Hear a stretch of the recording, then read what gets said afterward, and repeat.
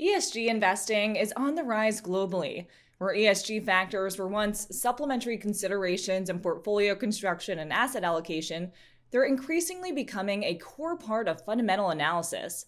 In recent years, ESG investing has been facilitated by a growing supply of ESG funds.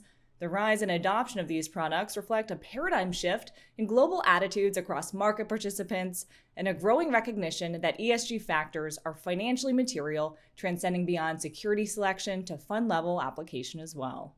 Joining us now with more is Rumi Mahmood, Senior Associate ESG Research at MSCI. Rumi, great to have you with us. Hey, Jenna, great to be here. So, Rumi, ESG funds have experienced strong inflows as of late. We've seen ESG fund flows in excess of $200 billion year to date. That's over double the rate of this time last year. Could you share some deeper trends you see between active and index-based strategies, along with differences between geographies? Sure.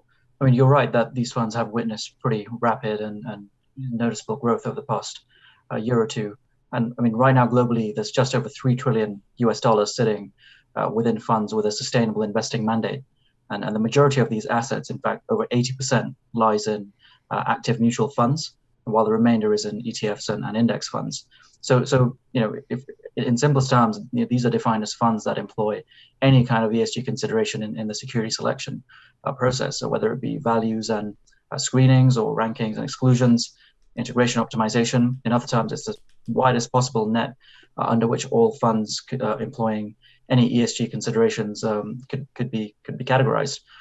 Equity, continues to be dominant across ESG funds. Right now, accounts for just over 55% of the ESG funds universe, and we're actually in the early stages of starting to see a proliferation of fixed income as well as other asset classes.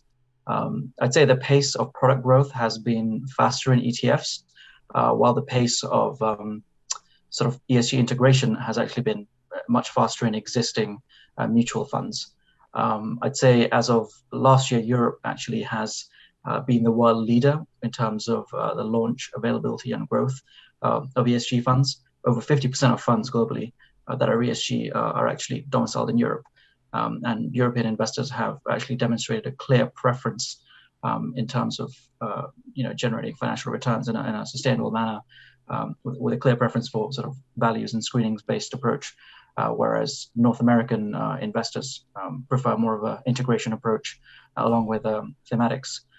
One thing that I think is quite noticeable, in particular over the last year, is that where once ESG funds came with quite a fee premium, this is starting to shift, and particularly in Europe, we're seeing fees compression, making ESG funds increasingly aligned with their non-ESG counterparts. Liquidity has also developed substantially over the past year or two in this space, in particular through ETFs as a result of primary and secondary market activity. I'd say Europe also has led the charge, mainly driven by policy and investor shifts in attitudes. Supranational policy developments have mainly driven the demand and growth of products, as European regulators have sort of placed sustainability considerations at the heart of various legislative developments. And that's obviously encouraged a lot of fund launches aligned with various ESG mandates. We're starting to see supportive policy measures emerge in the US, and I expect a similar trajectory to follow in the States soon. Yeah, and as well as understanding some of these regional trends and different strategies, performance is, of course, another hot topic when it comes to ESG. Have ESG fund investors had to sacrifice performance to be sustainable? Well, I'd say that depends on the time horizon, as with any investment performance analysis. However, if we take the MSCI All Country World Index as representative of global equity since the end of 2007, what we find is that stocks with a higher ESG rating have actually outperformed the wider market, not only on an absolute basis, but also on a risk-adjusted basis with a higher Sharpe ratio. Our research also showed that ESG leaders in general have shown resilience in times of crisis. So the MSCI ESG indexes, for example, outperformed the MSCI All Country World Index during the peak of the COVID-19 crisis. and in general have demonstrated stronger performance over the longer term as well. And naturally, this has transcended to ESG funds in general as well. I think it's also worth noting that for many investors, it's not just purely about performance, which is often the assumption. Values alignment is actually what matters to them the most. So, for example, being fossil fuel free or being low carbon to them is a conscious decision, and thereby missing out on the potential rebound in performance of energy or utility sectors is actually a conscious decision for them. Yeah, Rumi. So, what do the largest ESG funds globally look like? Are there any patterns in the most popular funds? There are, sure. I mean, as of the end of last year, I would say that the top 20 largest ESG funds held just over $150 billion in assets. So the top 20 actually represent quite a substantial chunk of the overall assets in ESG. And they vary quite a lot in their approach. So there was an equal split between index-based and active manager-led approaches, with a fair variety in fund types, including both mutual funds and ETFs. What was noticeable to me is that the order of size and the order of flows in the top largest funds was quite different. Active funds account for the lion's share of assets, holding over 50% of the AUM in the top 20 largest ESG funds globally. But the lion's share of flows last year was actually in index-based approaches, exceeding over $20 billion of flows just in index-based approaches in the top 20 largest ESG funds. And for example, one single US ESG ETF alone took in over $7 billion in flows. Thematic funds have also been quite popular as of late, namely things like clean water and clean energy. Collectively, they witnessed about $50 to $20 billion last year.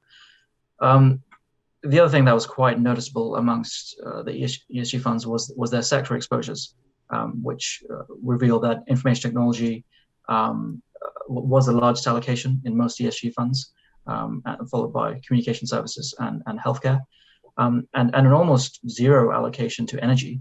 And that's predominantly being driven by screening. In terms of specific stocks, Google was the most common stock held across most funds. Alphabet Inc. Was in 12 funds out of the top 20 largest ESG funds globally, with an average weight of just under 2%. And the companies with the highest average weight across the funds were Apple and Microsoft. And the market return of these firms were about 30 and 40% respectively in 2020s, which can give you an indication of what a key driver of ESG fund performance last year was.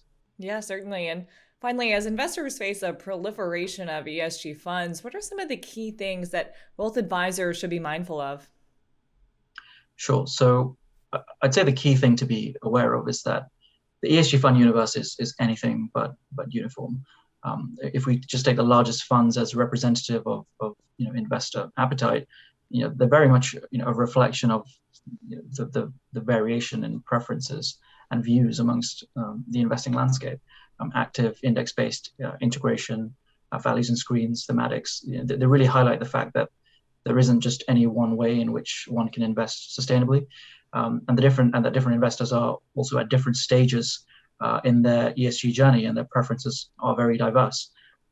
For index-based approaches, it's really important to have a strong understanding of what the index rules are, and often the devil is in the rules-based detail of index-based approaches. For more active approaches, the rationale for holding a given name can at times be more subjective, driven by proprietary assessments and the ESG integration approach the manager employs, which can be less rules-based. But again, it's important to have a good understanding of what the manager methodology is, alongside a detailed awareness of fund prospectus, the fund goals, what the manager engagement policies are. I think the key message, however, is that the fund's ESG policy matters quite a lot, and it's important to be mindful of these differences between different funds for fair comparison, and the idea that alongside fundamental risk and performance analysis, sector geographic exposures, a complete understanding of what a fund's ESG policies are is imperative, and really the best place to start to sort of prioritize that. Introspection is a good place to start. What are my values and principles? in order of preferences, what matters to me the most as an investor. Do I care more about risk or exposures, and what are non-negotiables and what are collateral benefits? Optimizing numerous parameters can be quite challenging, if not impossible. And sort of, the idea that ESG funds are effectively like a cake. We can't have our cake and eat it, but we can, eat parts of the cake. And it's a matter of systematically prioritizing which parts matter the most to us across risks and exposures. Yeah, that's a great way of looking at it, Rumi. Well, thank you so much for joining us today and sharing more about the proliferation of ESG funds. Thank you. Good to be here. And thank you for watching. Once again, that was Rumi Mahmood, Senior Associate ESG Research at MSCI. I'm Jenna Dagenhart with Asset TV.